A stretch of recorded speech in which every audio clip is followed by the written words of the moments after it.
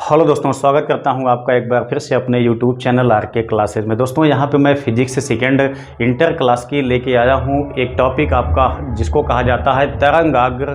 दोस्तों ये बहुत ही शानदार टॉपिक है, आपके एग्जाम में बहुत ज़्यादा पूछा जाता है। तो हम लोग यहाँ पे लेसन का नाम देख लेते हैं। सेकेंड फिजिक्स में आप लोग देखेंगे तरंग प्रकाशिकी तथा हाइगेंस का सिद्धांत नाम का एक लेसन आता है दोस्तों, जिसमें कि हाइगेंस का जो द्वितीयक तरंगिकाओं का सिद्धांत है, ठीक है, ये बहुत ही मोस्ट टॉपिक है। साथ ही साथ इसका जो वेव फ्रंट है मतलब तरंगाग्र है वो भी दोस्तों बहुत ज़्यादा मोस्ट टॉपिक है, आपके एग्जाम में बहुत ज़्यादा पूछा जाता है। तो हम लोग इसी को देखने वाले हैं बहुत आसान तरीके से। दोस्तों सबसे पहले हम लोग बात करते हैं यहाँ पे कि जो लाइट होती है, लाइट में दो तरीके का गुण पाया जाता है, ठीक है। पहली बात हम लोग जानते हैं जो लाइट होता है वो एक सीधी रेखा में चलता है। दोस्तों लाइट में हम लोग जानते हैं कि अनेक टाइप के गुण देखने को मिलते हैं। जैसे हम लोग जानते हैं परावर्तन का गुण मिलता है, अपवर्तन का गुण मिलता है, प्रकाश वैद्युत प्रभाव का गुण मिलता है, ठीक है। तो दोस्तों यहाँ पे आप देखेंगे तो दो तरीके के हम आपको नियम बताने वाले हैं, उसको भी आप समझ लीजिए। दोस्तों देखिए हम इस पे अभी आते हैं, इस टॉपिक पे हम लोग अभी आते हैं थोड़ी देर के बाद। उसके पहले हम कुछ चीज़ों को समझ लेते हैं। देखिए दोस्तों मैंने जैसा आपको बताया कि जो लाइट होती है उसमें दो तरीके का गुण पाया जाता है, वो कौन कौन सा होता है उसके विषय में बात करते हैं। देखिए 1676 ईस्वी में वैज्ञानिक न्यूटन ने अपना एक सिद्धांत दिया जिसको कहा जाता है न्यूटन का कणिका सिद्धांत या कणिका नियम।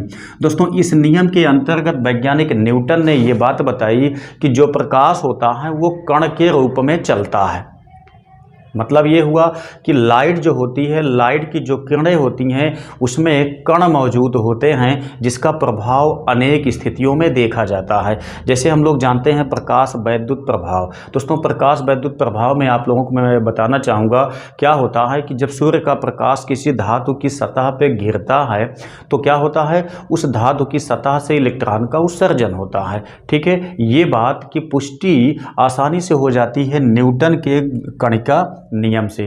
क्योंकि क्या होता है इसके अनुसार इन्होंने बताया था कि जो आपका मतलब लाइट होता है, लाइट की जो भी किरणें होती हैं उसमें छोटे छोटे फोटान पाए जाते हैं जिनमें ऊर्जा का बंडल पाया जाता है। जब यही ऊर्जा का बंडल किसी धातु की सतह पे गिरता है तो उनके परमाणुओं को ऊर्जा मिल जाती है जिससे कि वो इलेक्ट्रॉन को आसानी से निकाल सकते हैं, ठीक है। तो ऐसे यहाँ से आप देखेंगे तो न्यूटन का जो कणिका नियम है यह प्रकाश के अपवर्तन,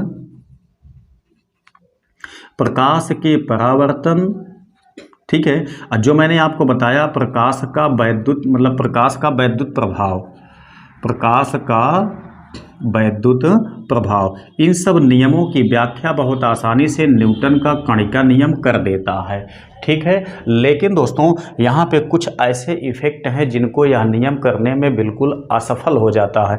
वो कौन कौन से हैं यहाँ पे देखेंगे तो ये व्यतिकरण आपका है, ये विवर्तन है, ये आपका ध्रुवण है। तो हम लोग जानते हैं कि व्यतिकरण, विवर्तन या प्रकाश का ध्रुवण ये भी प्रकाश के एक गुण होते हैं, ठीक है। इनकी व्याख्या करने में जो कणिका नियम है न्यूटन का ये बिल्कुल असफल हो जाता है, फेल हो जाता है।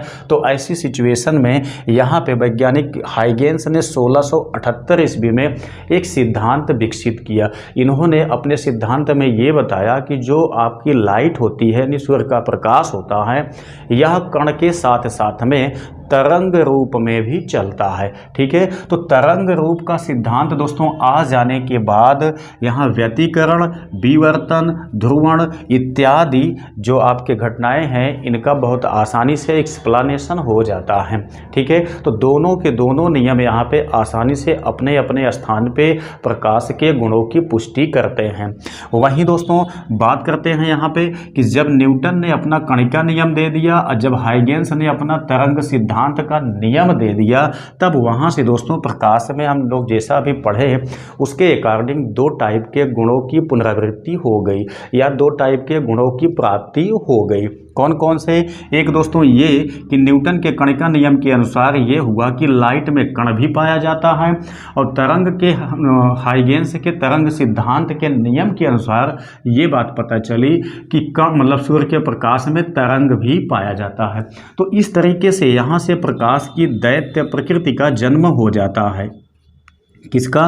प्रकाश की दैत्य प्रकृति का भी जन्म हो जाता है। दैत्य का मतलब दोस्तों यहाँ पे ये फिलहाल ऐसे होता है, द्वैत लिखा जाता है। द्वैत का मतलब ये होता है कि प्रकाश में दो टाइप के गुण मौजूद होते हैं, ठीक है। यानी प्रकाश की जो प्रकृति होती है वह दो प्रकार की होती है।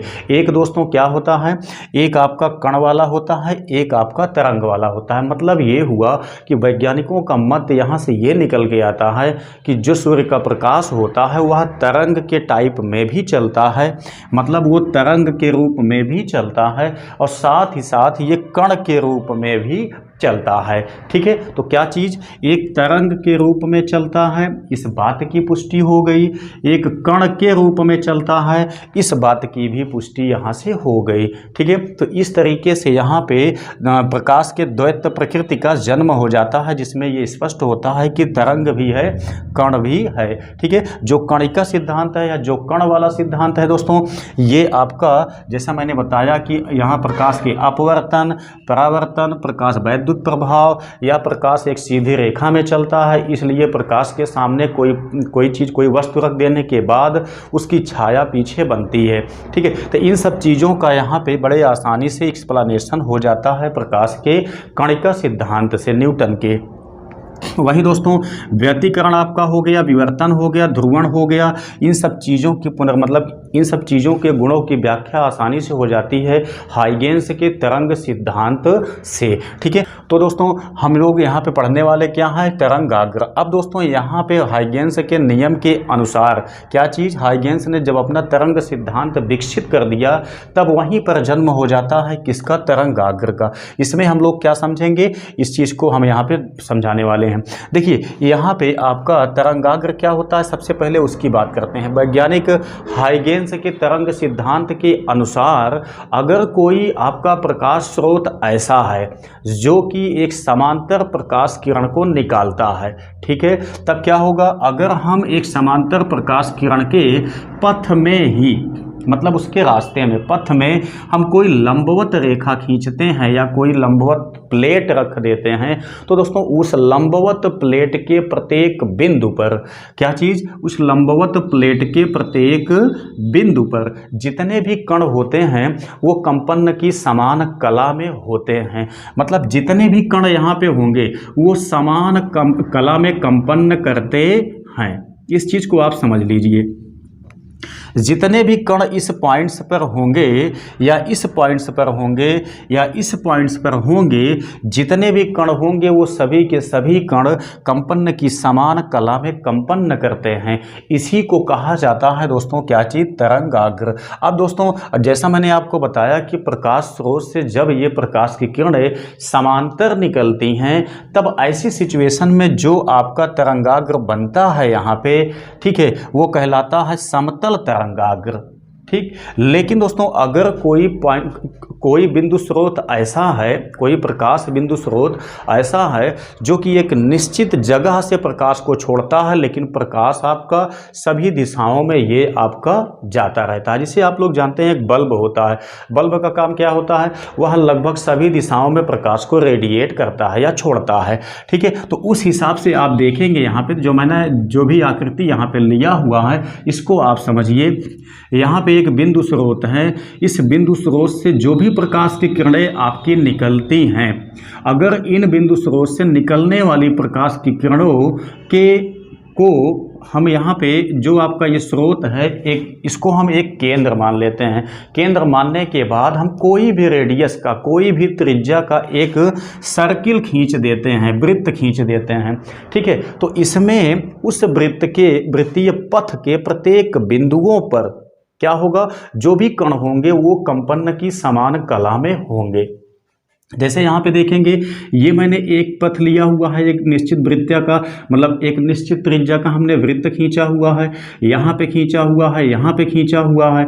इसमें क्या होगा, इसमें इस वृत्तीय पथ की त्रिज्या के, मतलब इस वृत्तीय पथ के प्रत्येक बिंदु पर जितने कण आपके होंगे, जितने कण कंपन करेंगे वो सभी के सभी कंपन की समान कला में होंगे, जैसे मैंने आपको यहाँ पे दर्शाया अभी, ठीक है। ऐसे यहाँ की बात किया जाए, यहाँ की बात किया जाए तो प्रत्येक स्थान पर जितने भी कण होंगे वो कंपन की समान कला में होंगे। ठीक है, यहाँ पे सर्किल मिलेंगे तब। तो ऐसे बनने वाले तरंगाग्र को कहा जाता है गोलीय तरंगाग्र। तो ये होता है क्या चीज़, समतल तरंगाग्र, ये होता है आपका गोलीय तरंगाग्र। तो दोस्तों ये टॉपिक था आपका जो कि तरंगाग्र के संबंध में मैंने आपको यहाँ पे इसके सारे बातों के विषय में पहले एक्सप्लेन किया, उसके बाद मैं टॉपिक पे आया हूँ।